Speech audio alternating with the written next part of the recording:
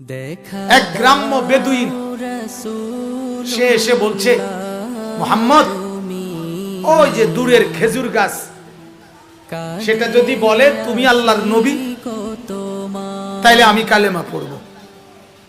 হে মনে করছে একটা কই না, কতজনে তো কতটা কয়। আল্লাহ নবী সাল্লাল্লাহু আলাইহি ওয়াসাল্লাম বললেন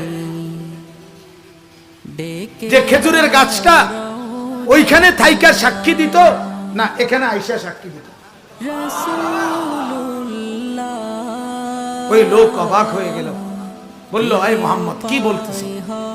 তো আল্লাহ নবী বলেন, তুমি গিয়ে বলো, আইয়াতুহান নাখলা ইন্না মুহাম্মাদান ইয়াদউকা, হে খেজুরের গাছ, মুহাম্মদ তোমাকে ডাকতেছে, তুমি গিয়ে কও। লোকটা বলল, আল্লাহ নবী সাল্লাল্লাহু আলাইহি সাল্লামের নাম সাআতিশ শাজার কিতাবের মধ্যে আছে। মানুষের বাচ্চা যেভাবে হাঁটে, খেজুরের গাছ এভাবে হাইটা আল্লাহ নবীর সামনে চলে আয়েশা বলছে, আমি সাক্ষ্য দিচ্ছি আপনি মুহাম্মদ আল্লাহর রাসূল। ওই লোক কালেমা পড়ে